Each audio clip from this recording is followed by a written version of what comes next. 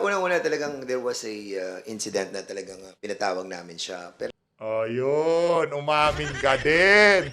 Langya kang bata ka. Ayan sinasabi ko. Wala ho tayong maraming pag-uusapan dito sa video na 'to. Ang dating parang 'tong dalawa na 'to stress na stress kayo, sir, Mainit ba, sir? Napasok ba kayo kahapon doon sa mga testimonya nitong si Police Colonel, Hector Rialdo? Yan na nga ba sinasabi natin? Masyado kayong gumugusto diyan sa Tuwad Committee. Gusto nyo, lahat ng resource person, tutuwad sa inyo. Pinapatuwad nyo muna bago pagsalitain.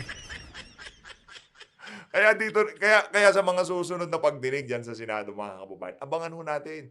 Pinasumpina na daw itong si Leonardo at itong si Ruy Nagarma. Pagka nakaharap ho sila nitong si Senator Bato de la Rosa, 100%, wasak ho ang mga argumento ng mga individual na yan. Ito na ho, mga kababayan. Panoorin ho natin sa mga bago lang sa PH Update, isang like at isang subscribe lang ho. Masaya na ho tayo dito. Ito na, umpisa na ho natin ang ating talakayan. Game! Hi, good morning po, Chair Abante, Chair Fernandez. Sir, I understand may mga statement na rin po tayo kahapon denying the statements of Grijaldo. Pero just to be clear, para mas maipaliwanag lang po sa ating mga kababayan. So, may nangyari nga po bang private meeting about dun sa statement nga with Grijaldo? And ano po kaya yung reason, kung meron man, na bakit siya kailangang ipatawag in private? Si Grijaldo po. Nako! Huwag kayong magturuan. Hindi ho nila malaman kung sino sasagot. Natatawa na lang to si Mr. Nabasa lang natin. Totoo bang Bold Star dati yan? Tanong lang totoo ho ba? Hindi ko napanood at hindi tayo nanonood nun. Sa mga nanonood dyan, totoo ho bang itong di umano Bold Star itong? Hindi ito si Abante Pastor kuno yan. Pero yung isa, balita ko, kumakalat sa social media, Bold Star daw dati yan. Di umano Bold Star ho ba yan si Dan Fernandez? unang-una talagang there was a incident na talagang pinatawag namin siya. Pero Ayun, umamin ka din. Langya kang bata ka. Ayan sinasabi ko. Merong naging pag-uusap. Sige, mula dyan sa pag-uusap na yan, umpisahan na natin ang mga kasinungalingan, okay? Sigurado, mahirap po kasing pasinungalingan yun Merong mga abogado, hindi po basta-basta pwede magsinungaling yun. Pagka pinasumpina ng Senado, yung mga CCTV na kung saan nakatapat doon sa lugar na yan ng Batasang Pambansa, makikita at makikita ho yan. Umpisahan na natin, magsinungaling na tayo, game! because it was Colonel Garma, as what I'm saying sa mga interview sa akin, that asked na kausapin si Colonel Grijaldo. Kasi si Colonel Grijaldo, according to Colonel Garma, is a friend of her. So, sabi namin, tama-tama, andun si Colonel Grijaldo. So, tawagin na natin. So, it was at the back of the Quadcom.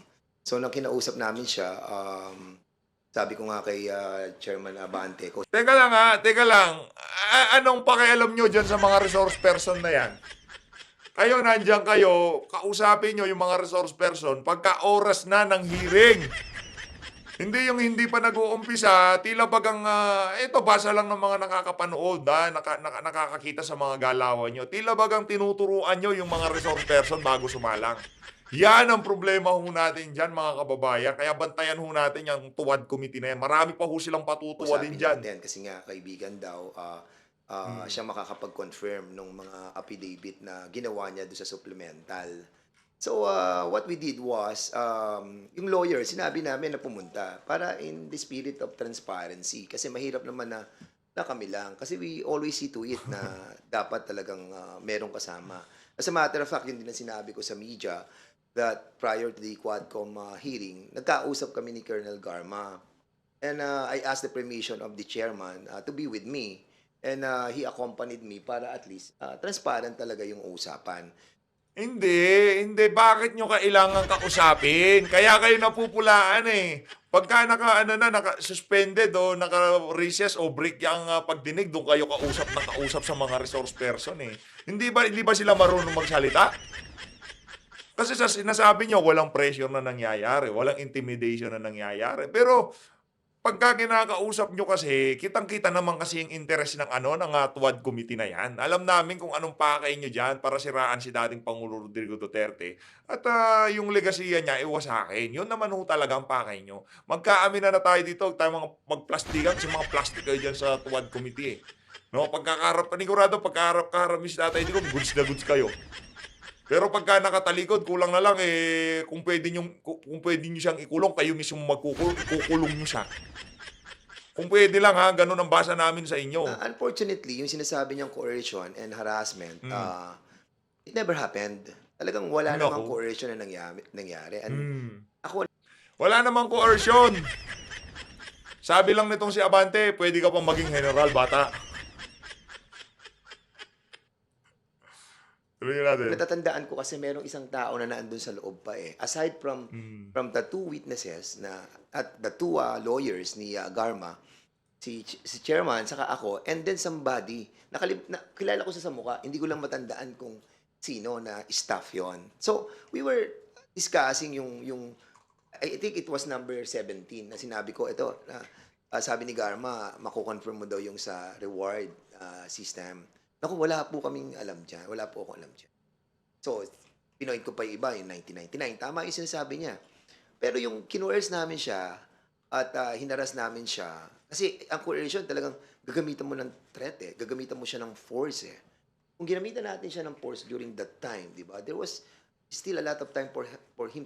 Hindi pa siya pwedeng gamitan ng force kasi ano pa siya eh. Hindi pa siya na-contempt. Wala pa siya sa kustodiya nyo. Sa bagay, siya eh, nasa serbisyo siya, hindi siya basta-basta pwedeng contempt. Ano magagawa nyo? Hindi ko alam yung reward system na yun. Bakit kailangan nyo ipagpilitan sa akin, di ba? To react eh. Unfortunately, hindi niya yung ginawa. At the same time, we cannot do that.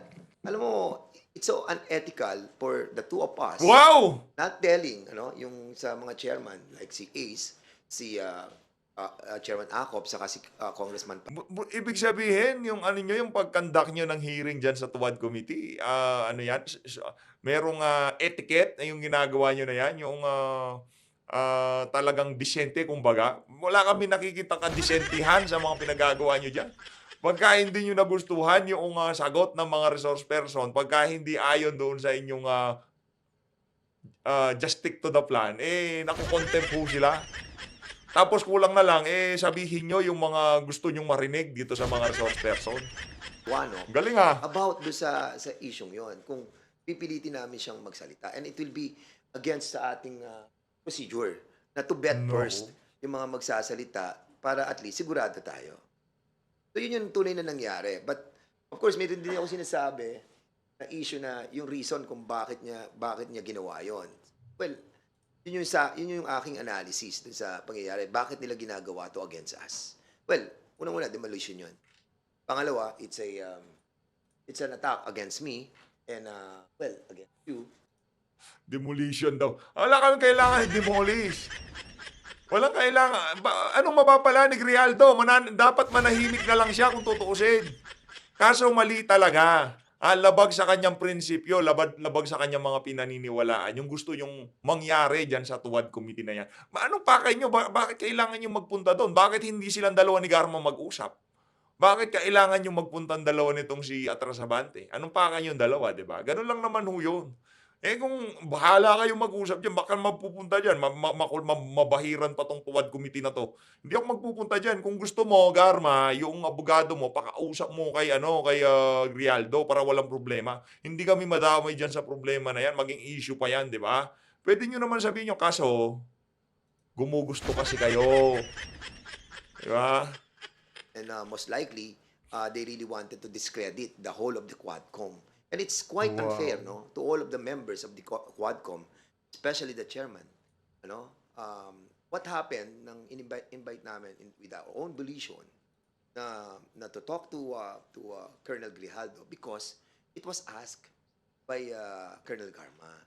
And sa amin, yun ang nakita kong naging repercussion ng ginawa namin. But of course, in every betting that we are doing, we always see to it that there are people around. Opo, sorry, follow up lang sir dun sa sinabi ngo yung nakikita nyo itong ay demolition. Ano rin po yung masasabi nyo na paulit-ulit sinabi ni former President Duterte na ah, subornation of perjury at sabi nga niya maghahain pa siya ng kaso against about this against you po sir. Ano pong masasabi niyo ron at bakit po ba nung meeting wala ring abogado mismo kasi ang nasabi niyo po ang may abogado si Garma but po walang abogado si Grijaldo. Kasi vetting process pa lamang yun eh. Alam mo sa Kongreso, inakausap muna namin. And then kapag nalaman namin na pwede nating i-validate yung mga sinasabi niya, Yung pakikipag-usap nyo kay Garma bago siya sumalang nung pangalawang pagdinig dyan sa House of Representatives. Ano napag-usapan nyo? Yung mga abogado nyo ba, binigyan din siya ng sworn affidavit? Kagaya ba ng pag-offer nyo ng sworn affidavit na ng kampo nyo dyan sa House at itong si Garma, kay Grijaldo, ganun din ba ginawa nyo kay Garma?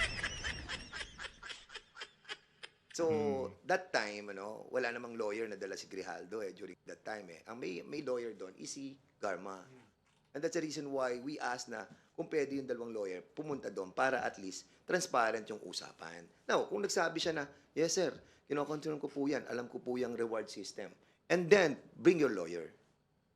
Yun ang namin, yun ang sistema ng procedure namin sa betting eh. Kasi otherwise, kung una pala may co-coerce na namin siya. Alam namin, babalikan kami niyan.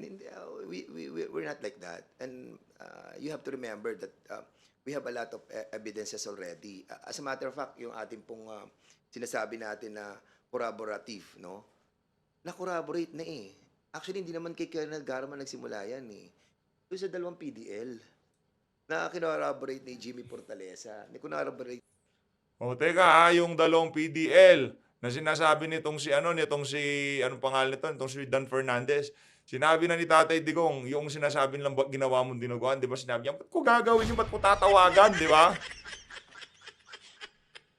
Bumabanat ka na naman. Warden, Padilla. Talagang si Boy Saka lamang Google, dumating oo. si Colonel Garma. Saka lang dumating si Commissioner Leonardo. So now, sinasabi ni Garma na, eto, meron pang isang kaibigan ako na magko-corroborate doon sa mga sinabi ko. Well, actually, kahit wala siya, hindi nga siya, hindi nga siya pinag-uusapan namin. Kaya nagulat ako nang nandun lang siya, nagsasalita siya against us. Well, script nila yon eh. Bahala sila doon. Well, panindigan niya kung ano magiging repercussion sa kanya. Dahil nga, we will not take that sitting down.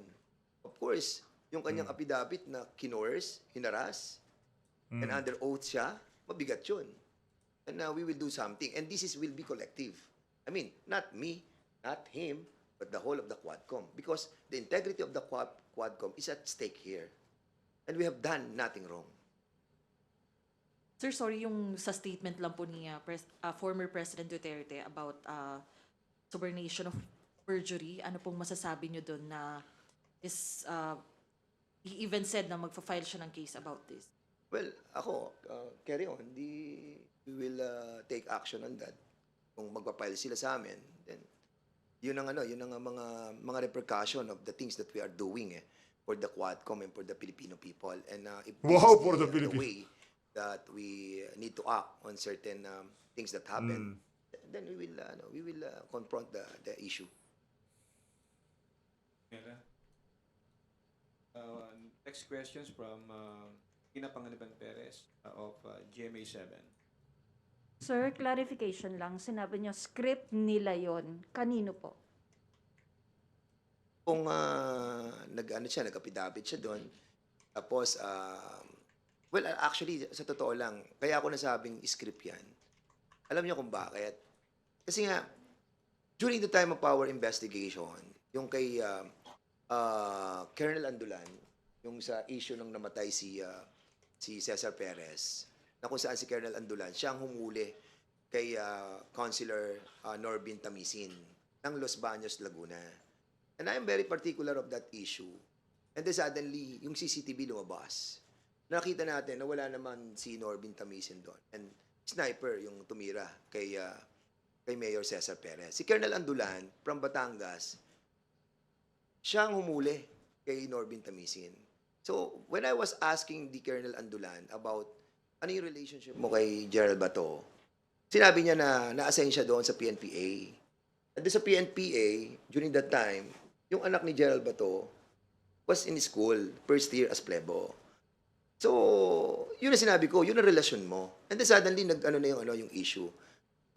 Binanata na niya ako, and ako, nag-simmer down ako noon. Hindi naman ako masyado sumagot. Sabi ko kasi, hindi naman ako, kasi siya nga yung nag-mention ng babysitter, nagbe-babysit daw yung anak ko, ganun-ganon. Pero yung anak niya, hindi niya hayaan mag-babysit. And of course, ako, nasaktan ako doon. Kaya sabi ko, wala akong minimension na nagbe-babysit yung anak mo. I don't want to demean the position of the men in uniform. But sa kanya mismo, sabi ko, wag sanang ganon. Tapos hindi na ako masyadong sumagot doon. Sabi ko, pag nagkausap kami ni Gerald Bato, magkakausap kami ng maayos. But unfortunately, ito yung lumabas. Diba? Si Grijaldo, lumabas doon, may affidavit. Hindi naman siya yung pinag-uusapan natin dito sa Quadcom. Then suddenly, siya yung naging ano. Ang problema, hindi nyo pinapunta yung mga pinag-uusapan dyan sa Quadcom. Di ba? Si biglang sinipon itong si, ano pangalan ito? Itong si Leonardo. Ito naman si Garma, biglang nagpa-check up. Di ba? Pero kung pinadalo nyo, pinilit nyo, kasi para magkaalaman na ika nga eh. Di ba, hindi gusto nyo nga magkaharap-harap itong mga to. Sa Senado na lang magkaharap-harap kasi hindi ginawa ng paraan. Mantakin nyo, yung Tuwad Committee, hindi man rin-replyan yung Blue Ribbon Secretary nung hinihingi yung address nitong si Kerwin Espinosa. Talaga kung meron silang, yung tipong, dito lang kayo magsasalita. Dahil pagdating doon, sigurado, wasak mga argumento natin. Focal person doon sa kanila. So, I think there is a correlation about this. Sir, clarification po ulit. Are you saying it's a script of Colonel Grijaldo and Senator Bato? Yes, parang yun ang kanilang narration sa mga pangyayari dito. At dinala nila sa Senado si Grijaldo. Sabi nga na isang press sa akin kanina, sino ba yung Grijaldo? Sabi ko, yan yung kaibigan ni Garma na isinama niya dun sa meeting namin na kung saan nabago na yung narration ni Colonel Garma nang dumating si Colonel Grijaldo. And that, I think we have to investigate why si Colonel Grijaldo na dumating sa meeting namin with Chairman Ace Barbers, hindi na niya na-reveal yung katotohanan. And then, yun na nga, doon na nag-boils down yun, imbisigahan na namin si Chairman Garma, si GM Garma. Opo. Sir, sabi po ninyo, the Quadcom will not take this sitting down. May legal action po ba kayong binabalak? And kung meron po, sino po yung kakasuhan nyo and ano pong kaso? So, we haven't talked about it yet, no? But ako, sa akin, kami, ni Chair, actually, ngayon lang kami nagkita ni Chairman Abante. But, of course, parang hindi naman tama kung we will take this sitting down, no? We need to ferret out the deeper reason why this happened, that somebody will take his oath doon sa Senado and telling lies against the Quadcom. Hindi naman ako lamang ang tinira dito, but the whole of the committee. And it is incumbent upon. Hindi, kayo lang dalawa nakipag-usap eh. At hindi naman napag-usapan sa committee yung mga isiniwalat niya eh. Nandun sa labas ng committee, kaya kayo lang dalawa nitong si Atras Abante ang may issue dito, sir. Wala akong kinalaman yung Tuwad Committee dyan sa mga pinagsasabi niyang ni Grijaldo. The leadership of the Quadcom and the House as well to take action on this. Because I think he is under preventive suspension eh. If I'm not mistaken, because involved siya dun sa pagkamatay ni Barayuga, he is under preventive suspension. Kung he is under preventive suspension, somehow you can relate that he's doing this because yun na nga, trying to get even with us. So sana wag sa ganun. Wag sa ganun pamamaraan. We are all well, I believe that we are in the democratic way of our government, and okay lang yan. Basta harapin na lang namin yan kung ano mangyayari. And we will talk about it. Opo. Sir, babasahin ko lang po yung patanong ng office, although this was already mentioned kanina by Kong Abante. Ano ang mga gagawin sa mga pinagsasabi ni former President Duterte? Ano ang pwedeng ikaso? Makakatulong ba ito sa ICC? And I will add my own question.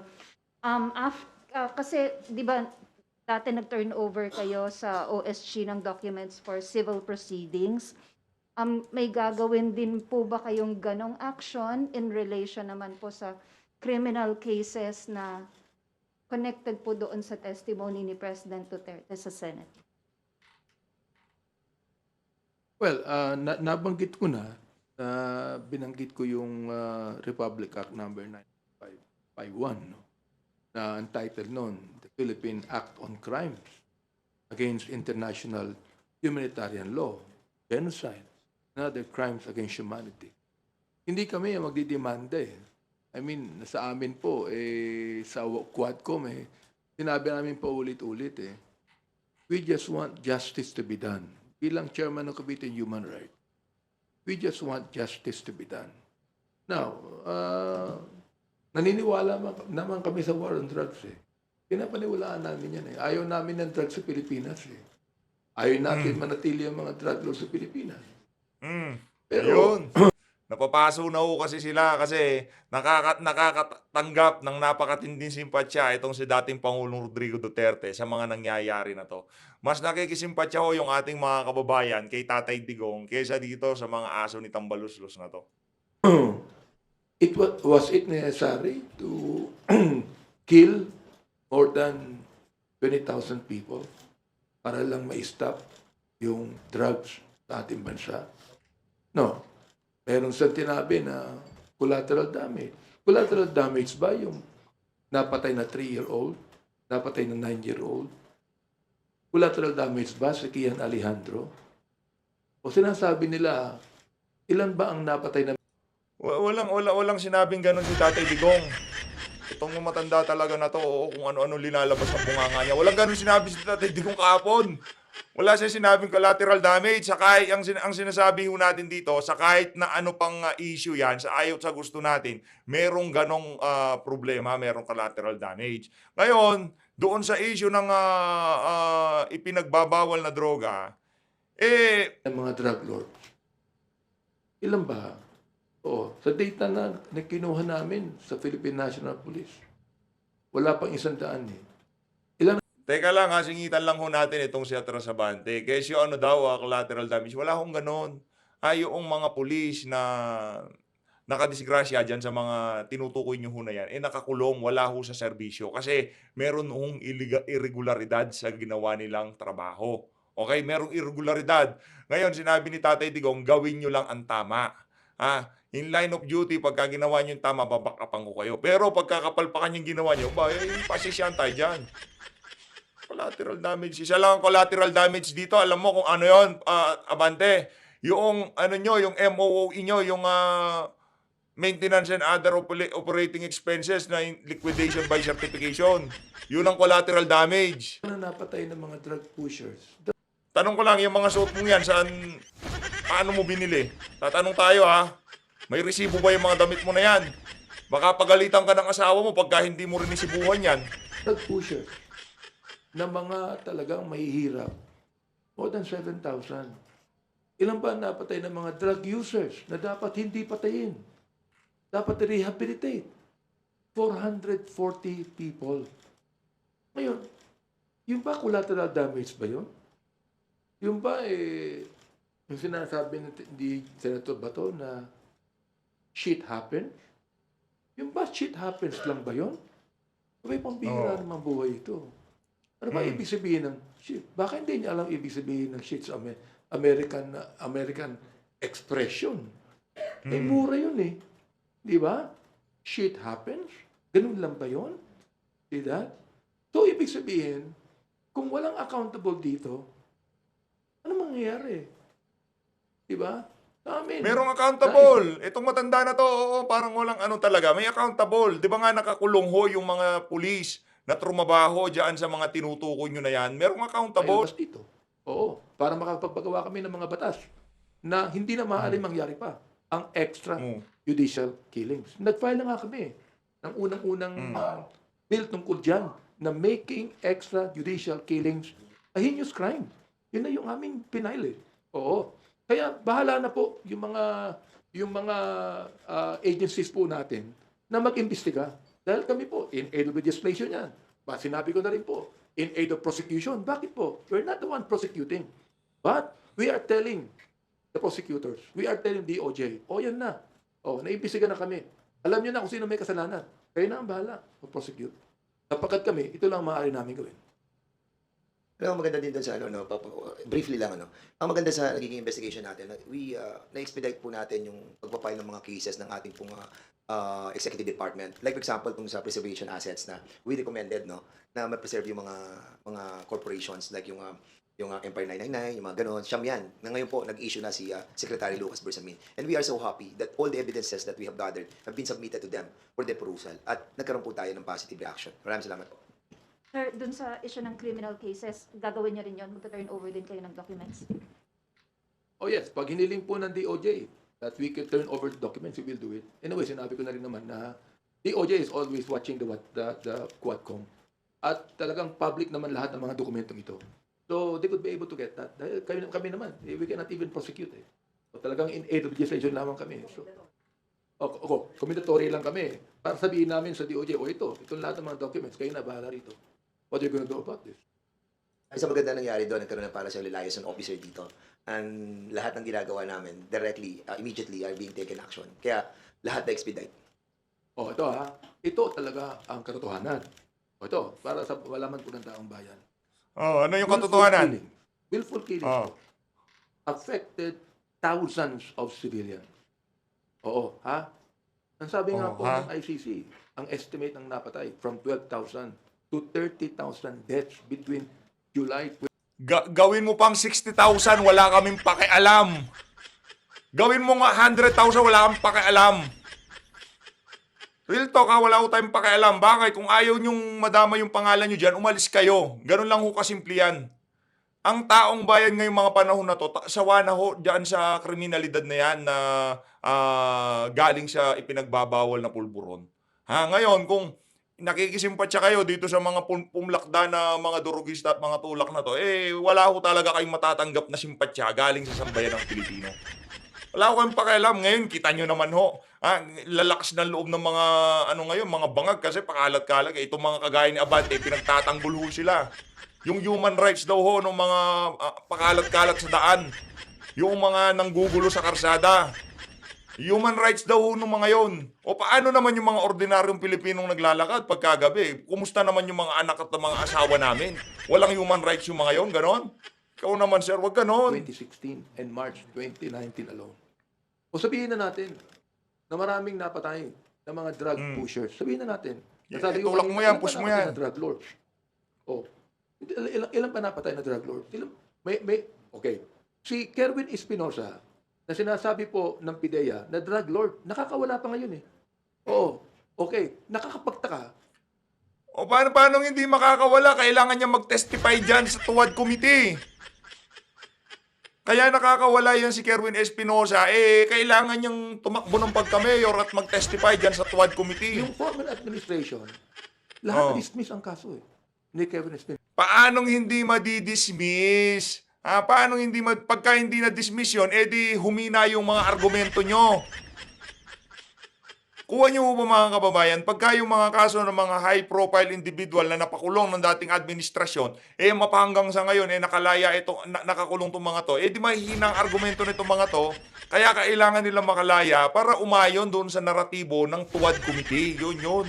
Ginagawa nyo naman bobo yung mga nakikinig sa inyo. Ang tanong ko, bakit? Sinabi Bakit? Kasi yun ang kailangan. Nasa drug list pa ang pangalan ni Kerwin bilang drug lord. Ba't pa siya nakakawala? Kung talagang drug lord siya, hulihin na siya. Bakit andun siya nakakawala? Napatay ba? Hindi. Sinong napapatay? Yung mga mahihirap na mga tao na ang sabi po ng iba, kaya kami naging drug pusher, pulis din ang nagbibigay ng drug sa amin. Nakausap. Sino nagsabi nun? Dapat pinatawag mo sa Tuwadcom. Meron ka na palang narinig ng ganon, dapat pinatawag mo na sa Tuwadcom. Ito naman si Advante, pabida ka ng pabida, puro falsifikado naman yung mga... naman to si Isang tao. Ang sabi niya sa akin, ganito karamihan po daw ng mga drug pushers, pulis ang nagbibigay ng drugs. O, edi patawag nyo yung nagsabi sa inyo. Tapos pakasuhan nyo yung pulis. Grabe, ngayon binabanatan nyo na yung mga pulis. Parang gine-generalize mo na. Ang dati nga, gine-generalize mo na, Brad, yung mga pulis. Ang daming matitinong pulis.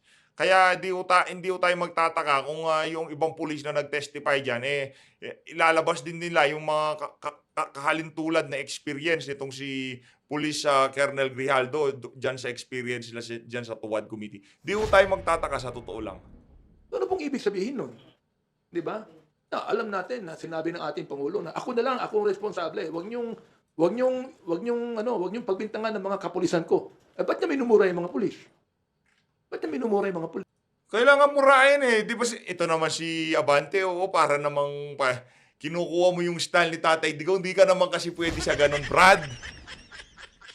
Sinabi ni Tatay Digong, pagka nasa tama kayo, all the way susuportahan ko kayo. Pero, pagka kayo pumasok sa illegal, talagang mamumura kayo kay Tatay Digong. Ikaw din dapat kang murahin na Trasabante. Medyo may galang pa ako ng konti sa'yo, pero kayo na lang kung magmura sa kanya ako, di ko siya mamura Ba't pinabayaan niya? Sino ba nag-utos na patayin? Shoot them dead. Sino ba nagsabi nun? Siyempre na-involved din ang mga kapulisan natin. O yun naman pala ang sabi ng leader natin. Commander-in-chief pa natin yan. Oo, bakit hindi? Kung yan illegalista, kriminal, nagtutulak ng ipinagbabawal na droga, isa pang pakakainin yan. Mga kababayan, ito kasi inaabot ho natin yung pinanggagalingan ni Tatay Digong. Alam ho niya na hindi magiging maunlad ang isang bansa pagka maraming pakalat-kalat na masasamang loob sa karye. Ngayon, itong si Abante, wag tutumbay ang mga yan. Dapat hayaan mong maunahan yung mga pulis Tarahin natin. na natin to. May reward pa. So, ang tinatanong ko, ano ang Anong may reward pagkakaiba pa? ng drug pusher na yung lang ang kanyang trabaho? Gigil na gigil ka, sir, ha? Palong-palo ka ngayong umaga, ha? Tingin ko, kagabi mo pa gusto sabihin yung mga yan. Hirap na tao ito na kumikita sa drugs para makakain sila. Anong pagkakaiba niyan sa pulis na pumapatay din ng drug pusher upang magkaroon ng pera? Anong pagkakaiba?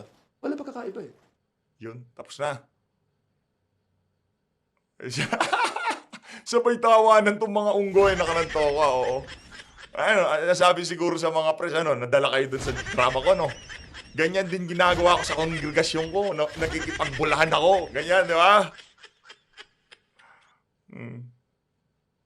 Sabay tawa nitong si Lolo, Hello po, Kongs. May we get your reaction po dun sa confirmation or admission po ni Pangulong Digong na meron po mga death squad, tapos pinagtuturukan niyo po yung niya po yung mga retired generals na kasama yung mga yan. Just your reaction po. Well, katulad ng sinabi kanina ni Chairman Abante, merong tayong batas, Republic Act 9851. Doon sa 9851 kasi, kinaklaro doon yung defining and yung mga penalizing, yung mga acts against international humanitarian law, genocide, saka yung crimes against humanity. At doon, meron din yung jurisdiction, tapos yung mga local courts natin ang magte-take over, will take cognizance on that. At doon sa mga sinabi ng dating nating Pangulo, admitting, yung kitang-kita naman, klaro naman, di ba? I think, alam mo, hindi ko alam kung, well, alam natin, si Presidente mahilig siya mag-joke. Sometimes hindi na natin alam kung ano yung katotohanan, kung ano yung mga jokes, ano yung tipong pinasasakay lang tayo. But being a former president and a president, I think it is incumbent upon the highest elected official to set the tone of being the top leader of the country. And sa puntong yung medyo nag-fail tayo. Ngayon, yung mga tinura niya doon, this time, there must be responsible and he must be responsible for it. And accordingly, pag binasa mo yung Section 8 ng Republic Act 9851, lumalabas din yung command responsibility ng mga superior. And him, being the superior of the land during his incumbency, he will take responsibility on Section 8 of Republic Act 9851. So, even yung binabanggit ni Chairman Abante about sa 1951, nung binasa ko rin kanina, nakalagay doon sa Section 15 that international laws and other laws will be the source of the courts under the jurisdiction of this country. So, ibig sabihin, pati yung mga Genocide Convention, yung Geneva Convention, and also the Hague Convention, and at yung convention doon sa rights of the children, nakapol under this. Kaya I think we need to use this Republic Act 9851 by the Department of Justice. Naman, kung sasagutin ko yan, ako'y nagpapasalamat sa ating former president na at least naging honest siya. Inamin niya kasi tinanong namin si Colonel Patay, wala raw DDS eh. O ngayon, yung dating Pangulo na nagsabi, meron. Nung mayor pa siya, meron. Eh, nung Pangulo na siya, hindi ba sabihin wala na yun?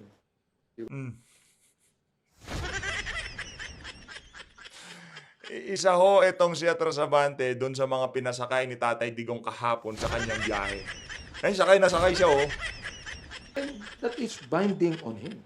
Yung kanyang admission in the Senate hearing.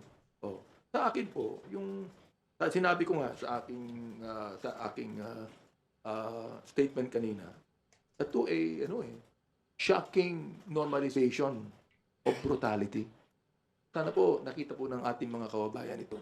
Ito ba ang nais natin? Gustong-gusto ng mga kababayan natin yung mga sinasabi ni Tatay Digong. Ang dami hong nakamiss dun sa mga ganong klaseng litanya. Yung tipong yung tinatako niya, yung mga illegalista, pero diyan sa pagdinig nyo, binibaby yung mga kriminal. Pinagsasalita, ginagawang resource person. Kaya nung nakita si Tatay Digong kahapon sa television, no, kung saan sa social media, tuwang-tuwa ho yung mga kababayan natin.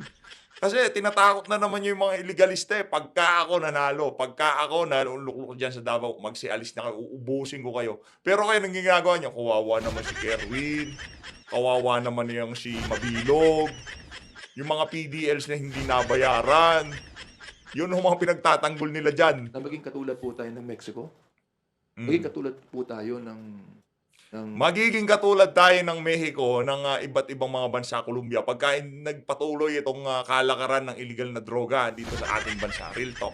Colombia na sinusuportahan ng taong bayan yung mga drug lords sapagkat nagbibigay ng mga pera sa mga tao. Oh, Ganun po ba nais nating makita? hindi. Walang ganon. Eh, saan mo na naman napulot yan? Ikaw tanda ka. Sobra ka na sa kaka-Netflix mo. Tigilan mo yan, ha? Ang sambayan ng Pilipino galit na galit sa illegal na mapulburon. Walang ganong istorya. Ikaw gumagawa ka na naman ng gimmick mo eh. Hindi tayo magiging ganon. Ang sambayan ng Pilipino ang nagluklok kay dating Pangulo Rodrigo Duterte dahil ayaw ko nila ng ipinagbabawal na droga. Kaya yung ano mo na yan, tigilan mo kaka-Netflix mo pag may free time ka, ha? Abante, ha? Musobra ka sa Netflix kung ano-ano pinapanood mo. Sana wag na po. Tigilan na po natin itong extra judicial killings na ito. Tigilan na po natin yung salitang pagpatay. Ibig sabihin, kahit na Senator Bato, sinabi niya, nagbibiro lamang ang Pangulo. Aba, masamang biro yun, ha? Yung papatay ka. Kung biro lang yun, masamang biro yun. Kung halimbawa, sabihin ko sa'yo, Hindi masamang biro yun. Tamang biro lang yun. Kunyari, gugurgurin mga kriminal, mga kidnapper, mga hold up. Okay lang yun, wala problema yun. Kung ano man pinagdadaanan mo sa buhay, Brad, huwag kang gagawa ng masama. Dahil yung inahawakan mo, yung mga kinukuhanan mo ng kung ano-ano, meron din karapatan yung mga yan. At yan dapat tayong ipagtanggol ng Estado, hindi yung mga gumagawa ng illegal. Talagang si Abante, di ko malaman pag naririnig ko nagsasalita itong mama na to. Susunod na lalabas sa bibig niya, sigurado puro kasinungalingan. patayin kita. Tapos mamaya sabihin ko, nagbibiro lang ako. Okay lang yun. Ikaw naman, Diba? Natakot ka na. Natatakot ka ba? Ang tanong, natatakot ka? Baka pati ikaw natatakot ka dun sa mga babala ni Tatay Diggs. Baka ano ka din, ha?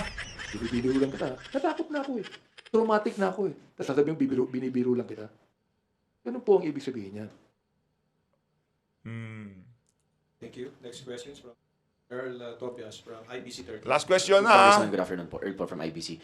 Kung Benny, nasabi nyo kanina, balikan ko lang, sa halip na parang maging in sake of the truth, parang naging pagbabago ng katotohanan yung mga testimonya ng dating Pangulo, sir. Yun na din po ba yung treatment nyo doon sa nangyari, sir, na admit niya na meron niyang death squad, tapos mamaya i-retract niya ulit pag nilinaw ng mga senador. Also, sir, dito sa pagdinig kasi sa Quadcom, sinisentro nyo, nakita ng publiko na sinisentro sa yung mga EJK victims as biktima, pero sa Pangulo sila ay collateral damages, sir.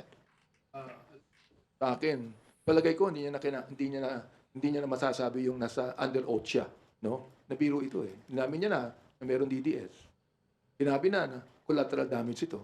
So, let us talk on the extent of the collateral damage. Ilan po ba ang napatay? Ito ilan po ba ang napatay ng mga bata? Napatay na walang kasalanan. Napatay na hindi drug pushers. Ilan po ba yan? Napatay na mga drug users lamang. Ilan po ba yan? Sabihin natin, nanlaban po yung mga yan. Eh, ang dami niyong hinahanap-hanap dyan sa Tuadcom. Bakit, kung gusto mo palang malaman niya, bakit hindi yan yung unahin nyo? Dami niyong pinag-usapan eh. Nanlaban, ang sabi nila. Oh. Well, nasaan po yung weapon ng mga nanlaban? We'd like, meron kang, yung arsenal ba ng Pilipinas? Yung crime lab ng Philippine National Police. Kung 6,000 ang nanlaban, dapat sa crime lab, meron 6,000 ng mga weapons. Oh, so yung script ni Riza Hontiveros, yun na rin ang script mo ngayon. Ayos. Pinatay nanlaban. Ano, nakipagsuntukan lang ba yung mga yan? Meron mga weapon yan. Nasaan po yung mga weapons? Yun po ang ipakita nila. Sige po. Follow up na lang sa akin. Kung so Kawawa kung may naman ho yung mga maayos pulis naman natin pala dito. na pag-uusap between some Quadcom chairs and Grijaldo, tapos doon niya sinabi yung katotohanan, and then under oath sa Senate, bigla siyang bumaliktad, blatantly lying. What do we make of this, sir? Paano natin Anak ng tokoy, blatantly lying. Palakpakan ho natin yung mga reporter dyan sa House of Representatives. Di ko lang nakikita mukha mo, sir eh. Kung makikita ko lang mukha mo, ipapakaladkad din kita kay Tatay Digong. Well, pupunta naman siya dito sa next hearing eh. So we will be asking him a lot of questions, no? And most likely we will be dealing also with the yung kay General Barayuga, no? Kasi hindi pa kami nakaka-focus doon. That's the reason why he was being invited, kasi once na may nagtatanong ng mga members, ang pinag-uusapan yung kay General Barayuga, he'll be present kasi siya ang Chief of Police. But yun na nga, na-involve yun. So ito na yung pumasok. So treat natin yun as siguro. Ako naman kasi sa akin, actually, wala sa akin. Wala naman sa atin yung pinagtatawanan na nga lang namin na ano ba naman to. Wala na sila maibato sa Quadcom na para bang they're trying to make a story. Now, ngayon, kung i-consider nila as truthful talaga yon at maninindigan siya sa susunod na hearing na talagang totoo yung mga sinabi niya, then we will take the consequences of that. Kasi we will not take that sitting down. And we'll be giving him another chance na sa susunod na hearing, he tell us his story. Ako, I'm pretty sure there's a story behind it. And iba rin sana kung di namin siya nakausap eh. Nung bago mag-testify si Colonel Garma. He was there. He was there and he was not even been invited. Nagulat na lamang ako nandun siya. At hindi ko siya kilala. Sabi ko, sino yan? Eh, ano yan?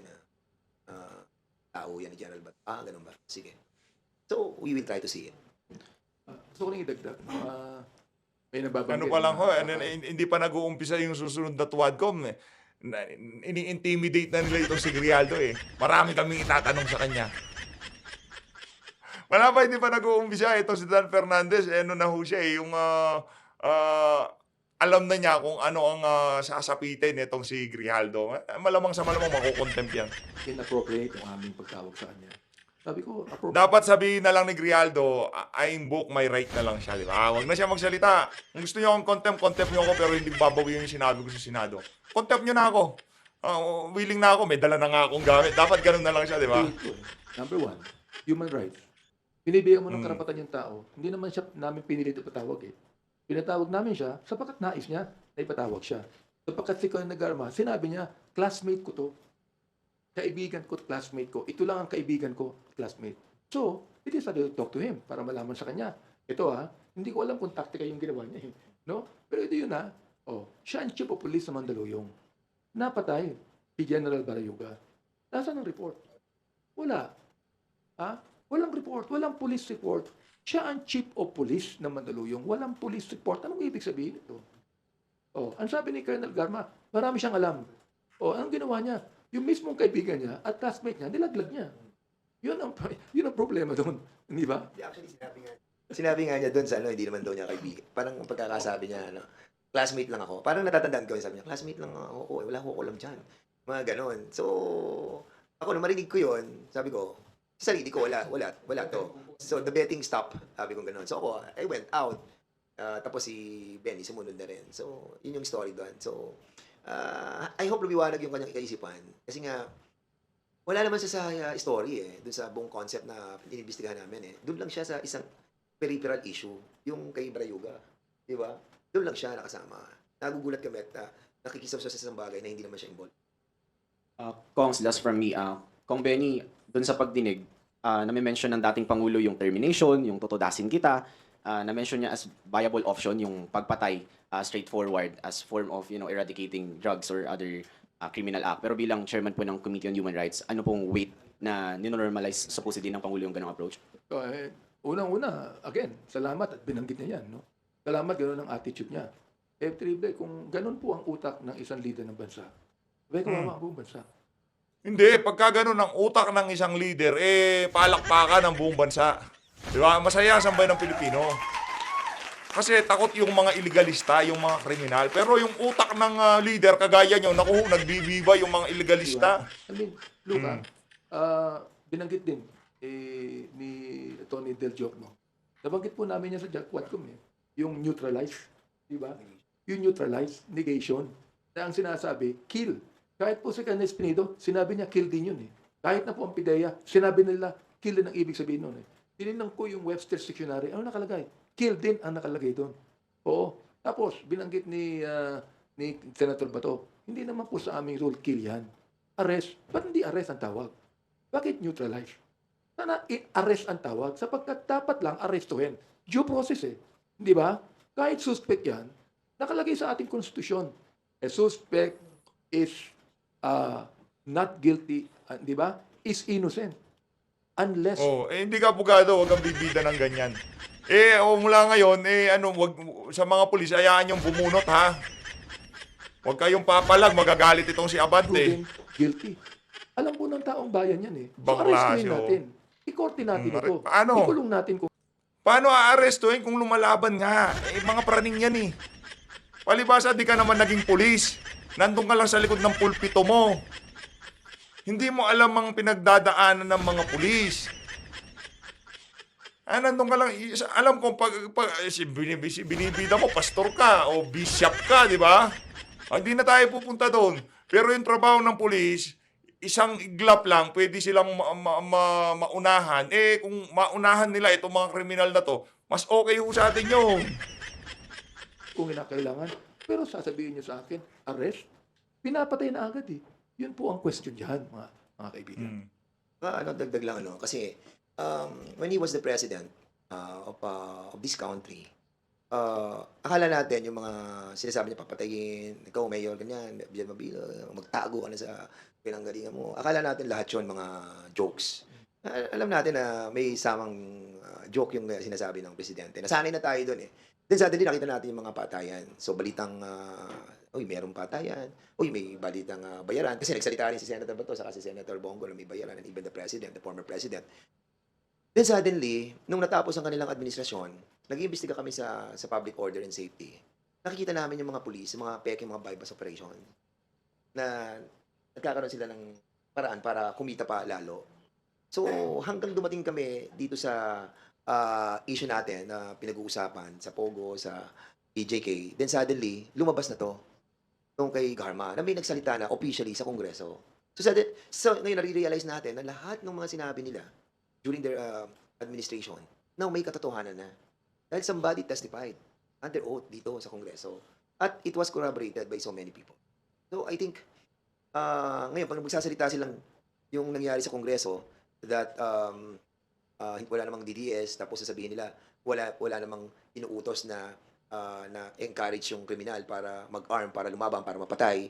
Then ngayon sasabihin nila na, joke lahat yun. Ang taong bayan hindi naman niniwala. Ako hindi na ako makapaniwala kasi nga, may nagsalita na Nakasamahan din nila dati. Yun ang problema dito Kasamahan nila dati And they were not under any pressure or duress when we talk to them. Kaya, I think we are in the right path and the Congress, the Quadcom, we are doing our job. And I hope that the people will somehow acknowledge, appreciate that what we are doing is somehow right. Kasi nga, kami ang policy namin, let's be honest with this and be transparent. And as always, kapag may mga ganyang witnesses, there will always be somebody na kasama namin to set up the transparency. Hayun na nga mga kababayan, dito na natatapusin ang ating reaction video. Maraming salamat po sa pag-support sa PH Update. Mag-ingat po kayo lahat. Mahalin natin ang Pilipinas.